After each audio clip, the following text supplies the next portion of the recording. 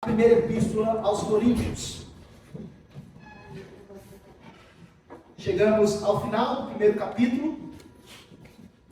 Acreditamos que até o final do ano, se o Senhor assim nos permitir, nós chegaremos ao final da epístola. Mas hoje chegamos ao final do primeiro capítulo. Nós vamos fazer a leitura do verso 26 ao verso 31. Primeiro aos Coríntios, capítulo 1, do verso 26 ao verso 31.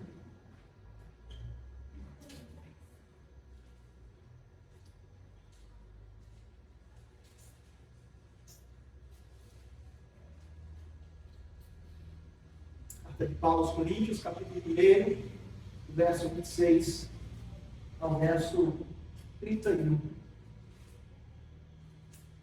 A palavra do nosso Deus, irmãos, diz assim: Irmãos, reparai, pois, na vossa vocação, visto que não foram chamados muitos sábios segundo a carne, nem muitos poderosos, nem muitos de novo nascimento. Pelo contrário, Deus escolheu as coisas loucas do mundo para envergonhar os sábios, e escolheu as coisas fracas do mundo para envergonhar as fortes. E Deus escolheu as coisas humildes do mundo, e as desprezadas, e aquelas que não são, para reduzir a nada as que são, a fim de que ninguém se vanglorie na presença de Deus. Mas vós sois dele, em Cristo Jesus, o qual se nos tornou da parte de Deus sabedoria e justiça e santificação e redenção, para que, como está escrito, aquele que se gloria, glorie-se no Senhor.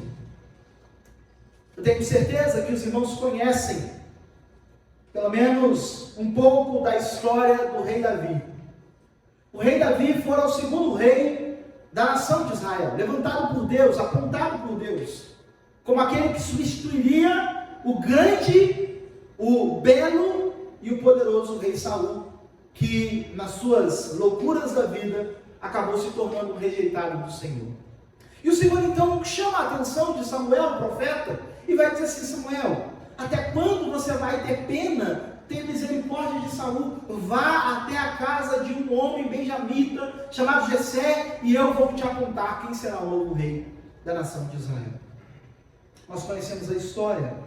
Samuel então parte, vai em direção a Jessé, sob o pretexto de sacrificar o Senhor, porque ele sabia que Saul iria tentar matá-lo se ele buscasse um novo rei. E ele então chega a Jessé e diz: olha, o Senhor me enviou aqui, imagino, estou parafraseando o texto bíblico, o Senhor me enviou aqui, porque ele me disse que dos teus filhos um seria o rei que substituiria o grande rei Saul. O coração de Jessé certamente se alegrou. Ele então faz passar perante Samuel todos os seus filhos, Eliabe, Abinadab, Samar e todos os outros 7 filhos. E o Senhor vai falando: não é esse, não é esse, não é esse, não é esse. E então Samuel, confuso, diz assim: mas Jessé, você não tem mais nenhum outro filho? Você não tem mais ninguém? Ele disse. E aí a gente percebe como o próprio pai despreza o filho. Jessé diz: olha, eu tenho sim um filho, mas ele está lá cuidando das minhas ovelhas. E aí Samuel diz: então manda chamá-lo, porque nós não vamos comer enquanto ele não chegar.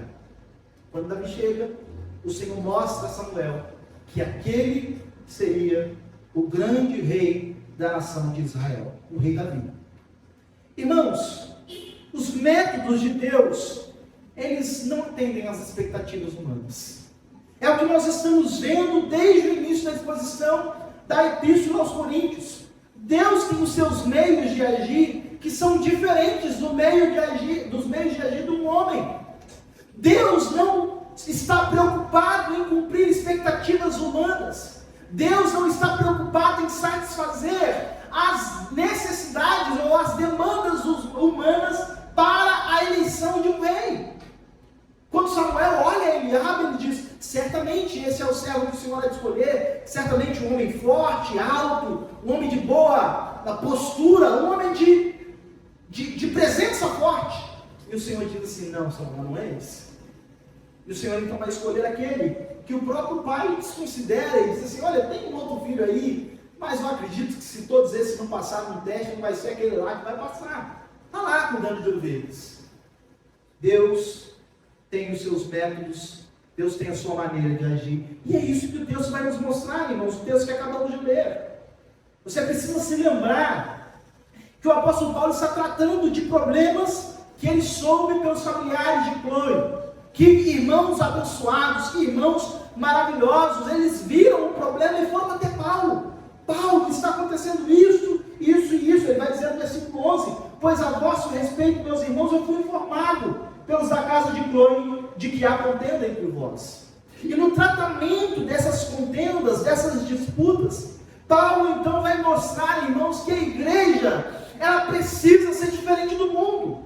Porque a igreja de Corinto estava inserida em um contexto de grandes disputas. Era comum em Corinto que as pessoas buscassem alavancar os seus status, por meio daquilo que elas possuíam, por meio daquilo que elas faziam. A grande preocupação de um Corinto no tempo de Paulo era em que nível de status a pessoa estava. E essa cultura entra na vida da igreja.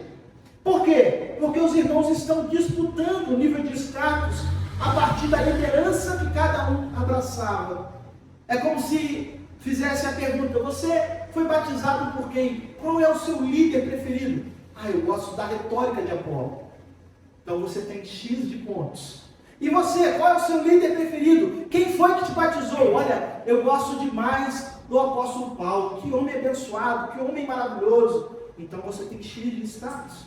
E você, então, qual é o seu líder preferido? Quem foi que batizou você? Não, eu fui batizado pelo grande apóstolo Pedro. Então você tem X de status.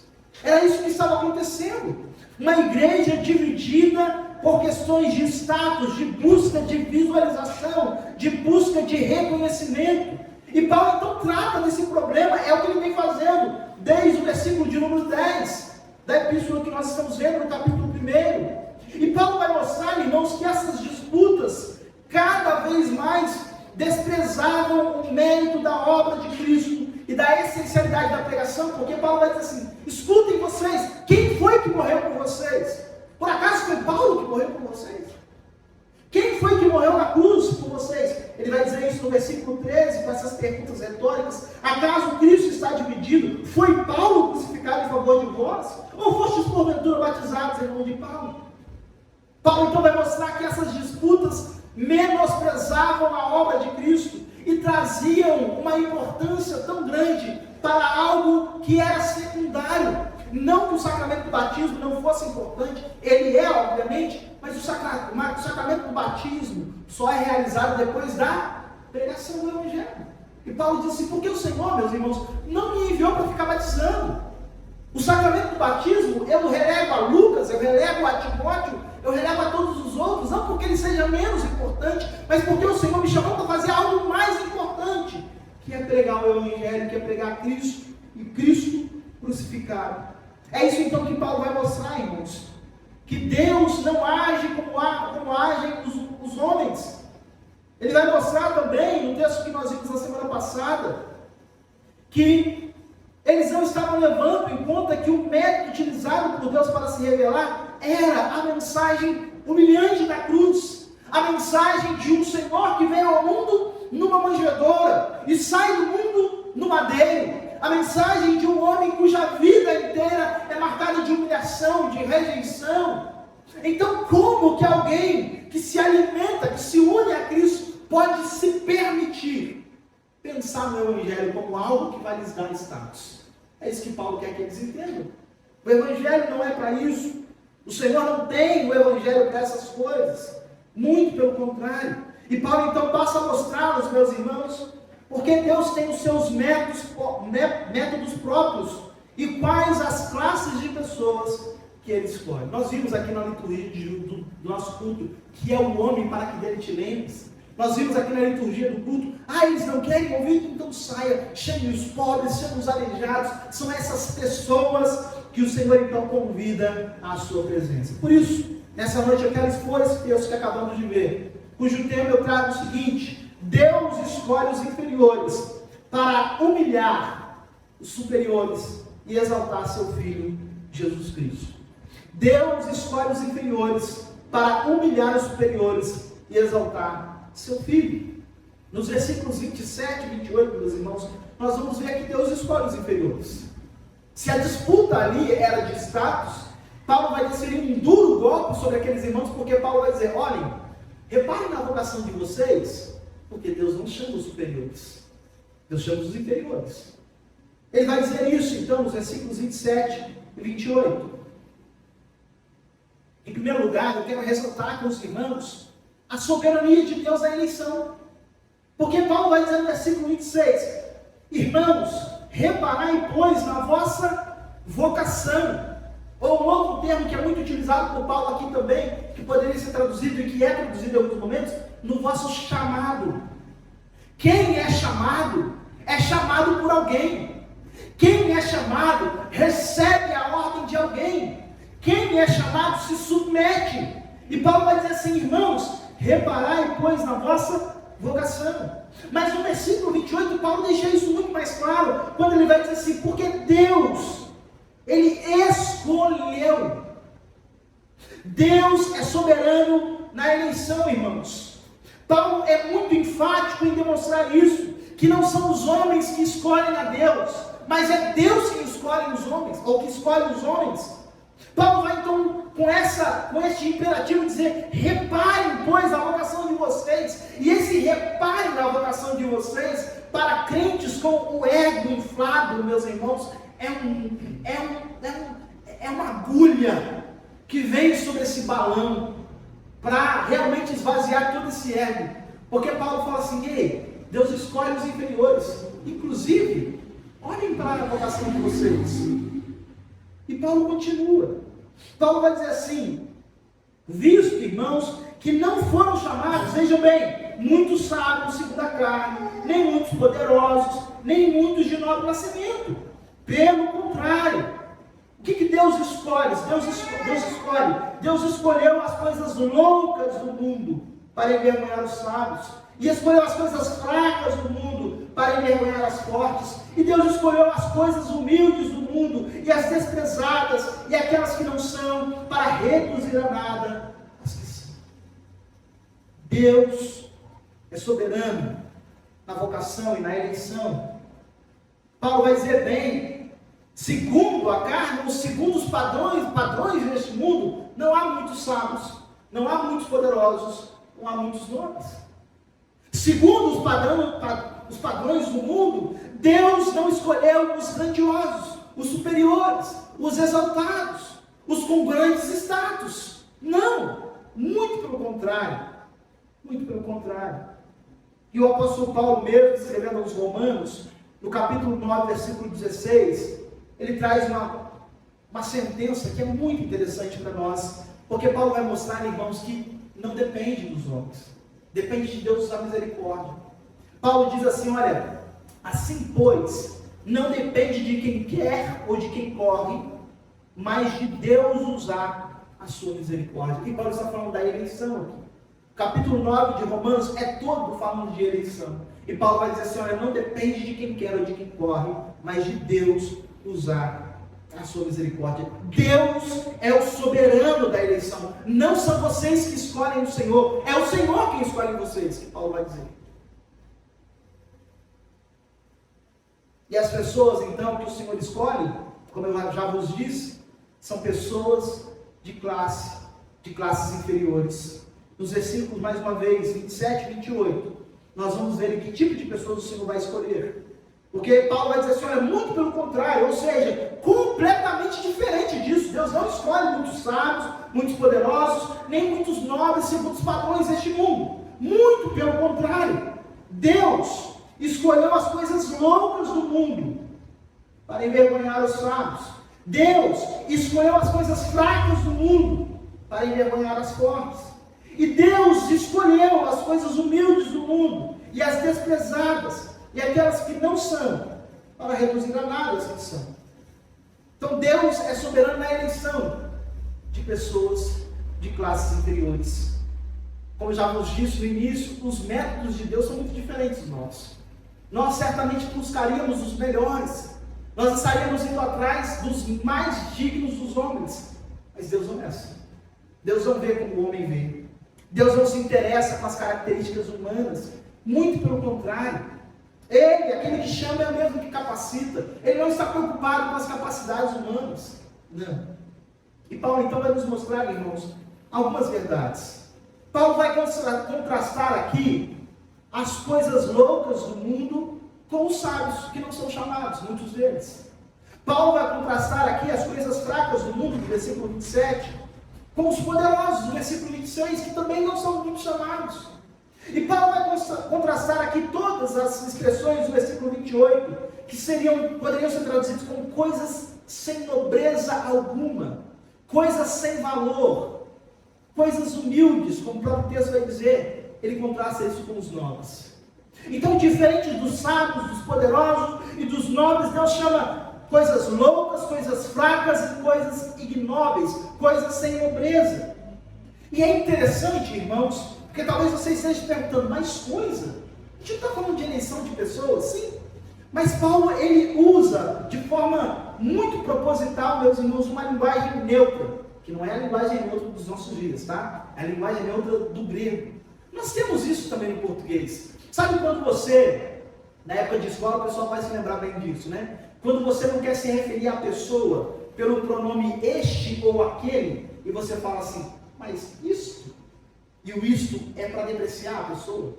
O isto é de uma forma que tire a personalidade, a humanidade da pessoa. Quando alguém fala assim, mas é isso que você tem? Ou imagine você indo à casa dos seus pais, apresentar a namorada e o pai falando, mas é isso que você namora? Não é uma ofensa? E Paulo faz isso propositalmente. Quando ele fala de coisas fracas, de coisas loucas, Paulo de fato transforma pessoas em coisas. Porque ele quer que as pessoas entendam que, segundo o padrão desse mundo, aqueles que são eleitos de Deus são considerados pelo mundo como sem humanidade nenhuma. São pessoas destituídas de pessoalidade, de personalidade.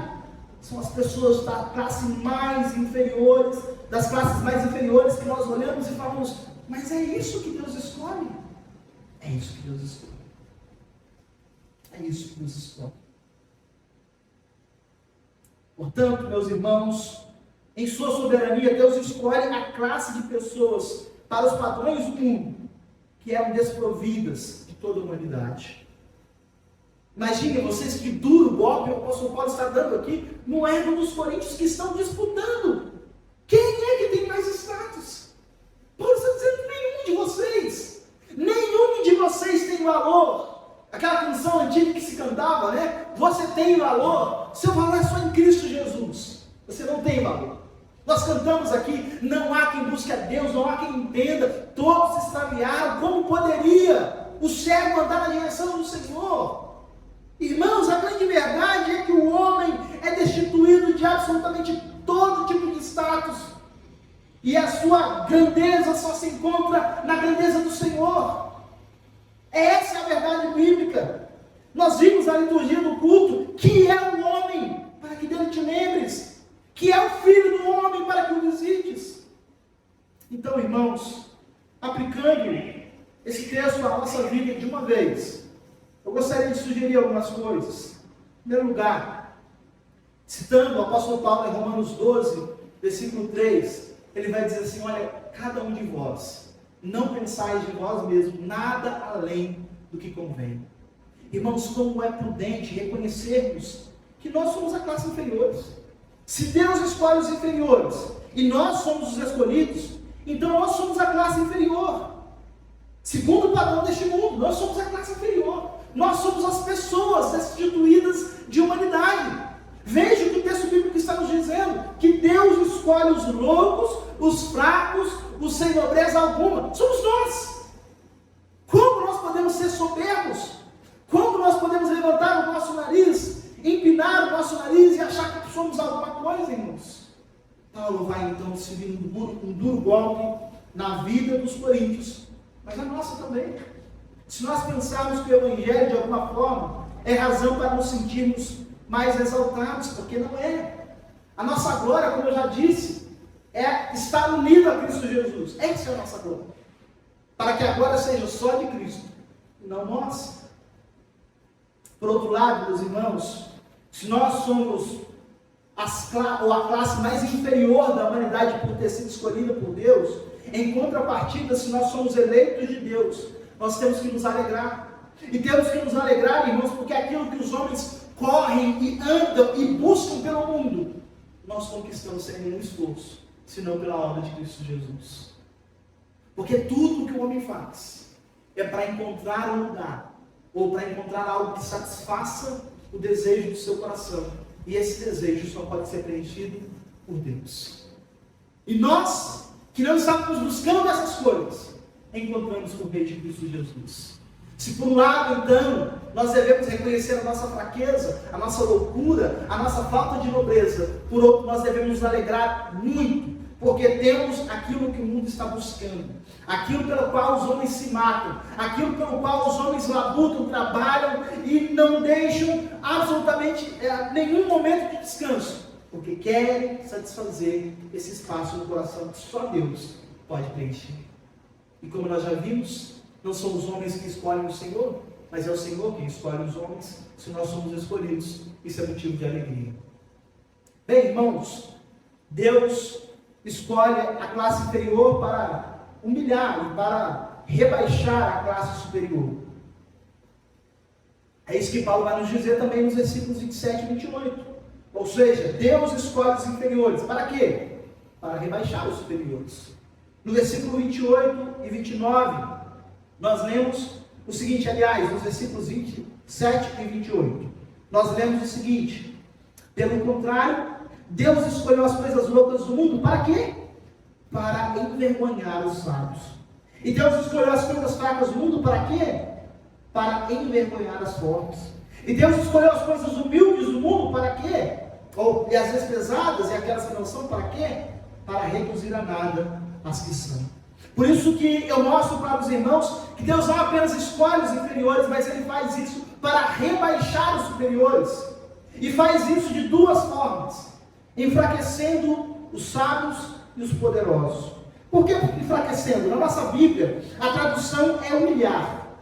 Mas, irmãos, a verdade é que o verbo traduzido por humilhar, ele nada mais é do que uma justa posição entre a preposição abaixo e fortalecer.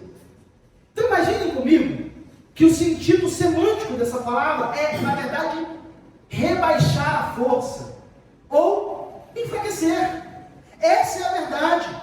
Deus escolhe as coisas inferiores ou as pessoas de classe inferior para rebaixar a classe superior, para humilhá-los, para destituí-los de toda soberba, de todo orgulho, para envergonhar. Essa é a verdade. Isso vai nos mostrar, irmãos, algo muito importante, que Deus, que é soberano, Ele vai nos auxiliar a entender isso, de que Ele então chama os inferiores para de alguma forma, nos inferiores, rebaixá-los, tirar a força, tirar a grandeza.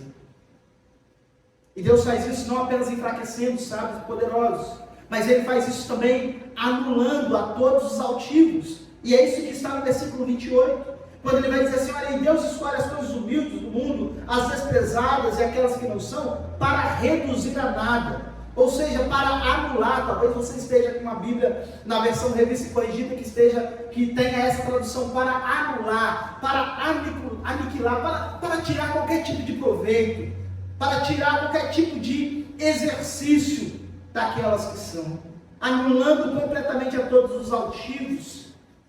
Então, juntando essas duas ideias, irmãos, nós podemos ainda dizer que Deus escolhe os inferiores para humilhar, destituindo de honra, tirando honra e tirando a utilidade dos superiores. É para isso que Deus escolhe os inferiores. Mas não apenas para isso. Mas no versículo 29 nós vamos entender a razão principal porque Deus escolhe a classe inferior. E Ele vai dizer assim: a fim de que ninguém se vanglorie na presença de Deus. Era exatamente o que os coríntios estavam fazendo.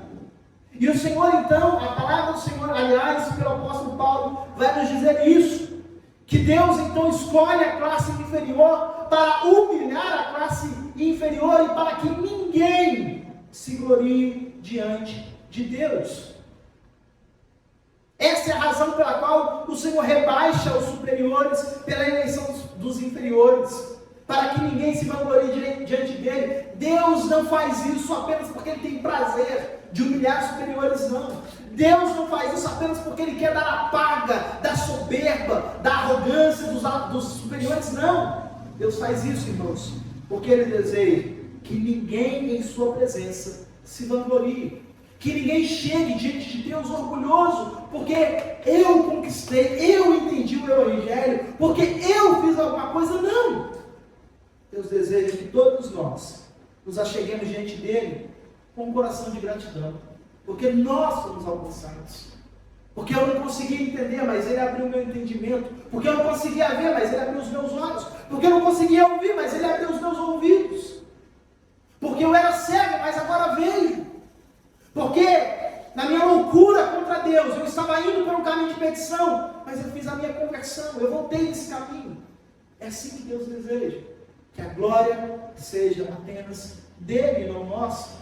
E mais uma vez eu quero citar aqui, o texto que citei semana passada, agora o apóstolo o apóstolo Tiago dizendo isso, no capítulo 4, versículo 5, Deus resiste aos soberbos, mas dá graça aos humildes.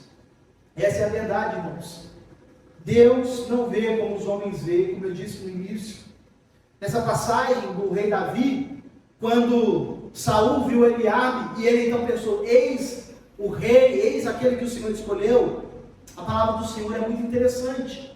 1 Samuel capítulo 16, versículo 7, registra essa resposta de Deus a Samuel, e ele vai dizer assim, olha Samuel, não atentes para a sua aparência, nem para a sua altura, porque eu o rejeitei, porque o Senhor não vê como vê o homem vê o exterior, porém o Senhor, o coração.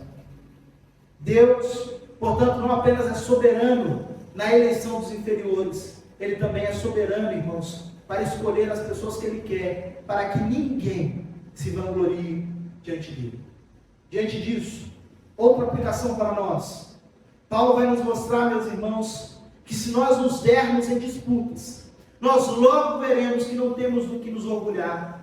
A nossa eleição, aliás, é o duro golpe contra o nosso ego. Termos sido eleitos de Deus mostra que nós estávamos naquela classe inferior que o Senhor chama. Termos sido eleitos de Deus descer um golpe sobre nós, porque a obra do Senhor é aplicada a nós, sendo que nós não fizemos nada. O mérito é todo de Cristo. Quem morre na cruz, quem abre os nossos olhos, quem gera fé no nosso coração, quem nos faz professar a fé em Cristo, tudo é uma obra do Senhor. O que nós fazemos, irmãos, é louvar ao Senhor, glorificar ao nosso Deus. Não há razões para disputarmos, não há razões para nos exaltarmos, mas simplesmente descansar e confiar naquilo que o Senhor faz.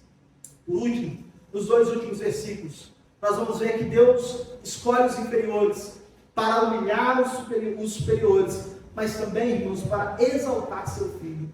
Esta é a grande obra do Pai, exaltar o Filho, trazer a glória sobre o Filho, fazer com que os homens reconheçam única e suficientemente o nosso Senhor Jesus Cristo. Olhem só, versículo 30. Paulo vai usar uma conjunção adversativa, quando ele vai dizer assim, olha, mas vocês são dele. Agora imagine, Paulo espeta o ego daqueles irmãos inflados e diz assim, mas irmãos, vocês são dele. Olha que boa notícia, olha que coisa maravilhosa, ao invés de ficar disputando, ao invés de ficar arrumando de confusão, ao invés de ficar pensando quem vale mais porque segue este ou aquele, vocês devem se lembrar simplesmente disso, vocês são dele. Dele quem? De Deus, que ele disse no versículo 29. Vocês são de Deus em Cristo Jesus. Esse Cristo Jesus que se tornou para nós, da parte de Deus, sabedoria, justiça, santificação e redenção. Deus então faz tudo isso para exaltar o seu Filho amado, em quem nós estamos. É nele que nós nos encontramos. Paulo vai encerrar o capítulo 1, irmãos, falando do assunto que é central nesse capítulo, introduzido lá no versículo 9. Vejam só, No versículo 9 ele vai dizer assim: fiel é Deus, pelo qual fostes chamados ao quê? À comunhão de seu Filho Jesus, o nosso Senhor. Estamos em Cristo Jesus, para que a glória seja de Cristo Jesus. Fomos chamados à comunhão com Cristo Jesus, o Filho de Deus, o nosso Senhor. Nós estamos nele, é isso que o apóstolo Paulo está dizendo. Então, para que toda disputa? Para que toda contenda? Para que toda busca de status? Tudo o que nós precisávamos, nós já temos. Nós estamos nele. Nós estamos nele. O Filho de Deus, o nosso Salvador, o qual da parte de Deus se tornou sabedoria. Sabedoria, lembrem-se, que nós não estávamos buscando. Sabedoria da parte de Deus para aqueles que não estavam buscando sabedoria. E Paulo vai resumir para nós o que seria essa sabedoria. Essa sabedoria de Deus, irmãos, nada mais é do que a nossa salvação. Essa sabedoria que Jesus Cristo se torna para nós, da parte de Deus, é a nossa salvação. Por que eu acho isso, irmãos? Porque o apóstolo Paulo, depois da expressão sabedoria, ele traz outros 3 termos: justificação ou justiça, santificação e redenção. E ao falar sobre essas coisas, irmãos, o apóstolo Paulo, então, quando ele fala que Jesus é a sabedoria de Deus, se tornando a nossa justiça, Paulo vai mostrar, irmãos, que Cristo é a justiça satisfatória de Deus, que em Cristo Jesus os nossos pecados foram perdoados. Em Cristo Jesus os nossos pecados foram, na verdade, punidos, porque Ele sofre no nosso lugar. Em contrapartida, por meio de Jesus, a justiça toda que Ele conquistou em sua obediência recai sobre nós. Portanto, Jesus Cristo se torna da parte de Deus sabedoria. Em que sentido? Porque Ele é a nossa justiça. Como eu disse no início da liturgia de culto, quando nós comparecermos diante do tribunal de Deus, a única coisa que nós podemos dizer é: eu fui justificado. Os meus pecados foram pagos em Jesus, e a obediência dele recai sobre mim. De tal forma que Deus olha para nós e vê quem? Vê Jesus. Por isso Paulo vai dizer que essa é a sabedoria de Deus, porque Jesus é a nossa justificação. Agora, a justificação, irmãos, é um ato externo de Deus. Deus nos declara justo. Deus nos declara justo. Agora, a santificação já é um ato interno. A santificação, irmãos, é o ato de Cristo enfraquecer em nós a persuasão que o pecado causa. A santificação é o processo de descontaminação da velha natureza. A santificação é o passo a passo que nós vamos dando para que cada dia essa doença terrível chamada pecado e nossa natureza pecaminosa possa ser cada vez mais mortificada. Isso é santificação. Por isso que o Senhor Jesus é a sabedoria de Deus, porque Ele opera em nós a justificação, Ele opera em nós a santificação. Mas Paulo conclui dizendo o seguinte, que Jesus é da parte de Deus para nós a redenção. Essa é a grande sabedoria de Deus, a nossa salvação. A redenção, meus irmãos, é um processo que se inicia lá na regeneração. Quem é regenerado recebe um selo, recebe uma promessa: você vai ser completamente redimido. A obra começa aqui, no momento da nossa regeneração, quando nós nos convertemos ao Senhor. E durante todo esse processo, ela vai culminar na nossa glorificação. A redenção, portanto, é a chave, é aquilo que nós podemos dizer que começa e que termina na nossa salvação. Esse é o processo que é iniciado, como eu disse a vocês, na regeneração, mas que só culminará em nossa glorificação no dia de Cristo Jesus. Então vejam o processo, vejam o processo. Cristo morre na cruz, a sua justiça é aplicada a nós. Ele é punido pelos nossos pecados, e Ele então confere a nós a sua obediência. Então nós somos declarados justos. Depois disso nós começamos a caminhar. Veja, o que mudou em nós a nossa justificação? Absolutamente nada. Mas aí o Senhor nos chama e fala: ei filho, por meio de meu Filho Cristo Jesus, em quem você está, você pode agora cada dia andar em novidade de vida. A cada dia você pode ser mais parecido com Ele. Isso vai depender do tanto que você anda com Ele e do tão próximo que você está dele. Quanto mais próximo e quanto mais você andar, mais diferente você vai ser. E agora a transformação começa a acontecer.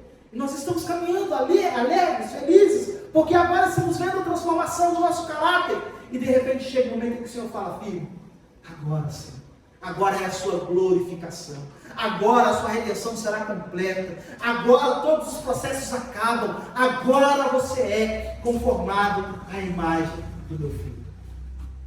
Por isso que Jesus Cristo é a sabedoria de Deus para nós.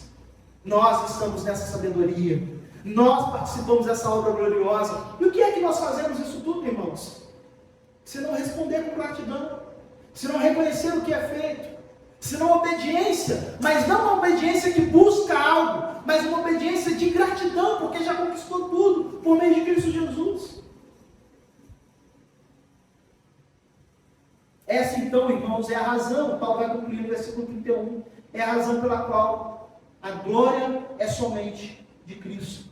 No versículo 31, Paulo vai dizer o seguinte: para como está escrito, e esse é o texto que nós lemos de Jeremias: aquele que se gloria, glorie-se no Senhor. Essa é a razão pela qual a glória é só de Cristo, porque a obra que Ele começou, Ele há de concluir, não para a nossa desculpa, não para o nosso ego, mas porque Ele é muito bondoso e muito generoso. Quando eu olho para a vida de Davi, eu vejo alguns contrastes nas Escrituras. Talvez o principal contraste é o rei Saul.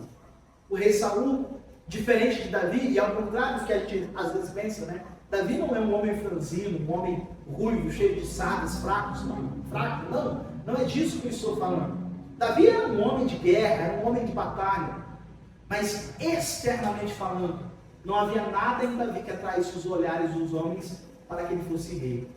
Em contrapartida, Saul tinha. O texto das Escrituras, em Samuel, vai nos dizer que Saul era um tipo de pessoa que dos ombros para cima, ninguém lhe sobressaía.